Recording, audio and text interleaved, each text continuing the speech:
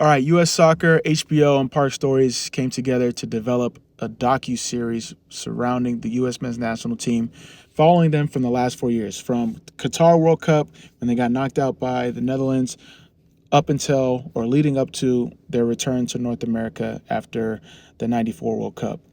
I, for one, am a huge fan of this project for the simple fact that it creates heroes. In order to grow the game of soccer, especially in North America, especially in the United States, you need to create heroes. You also need to create villains, but that's another story for another day. The reason why NFL and NBA do so well is that they're able to create stars. Obviously, their play and the fact that you have that personal relationship with them, not really, but they invite you in. That's what keeps the game going, amongst a number of other factors as well. But in order for soccer to grow in America, you have to create superstars. Whether it's embellished or not, stories like these, docuseries like these, are going to help you open up to the players and get a little bit more insight into why you may or may not support them. Obviously, your play on the field matters. Playing at a top club like Weston or Pulisic or Chris Richards or Tyler Adams, Matt Turner, Tim Weah, all the people that were on this cover, that helps as well.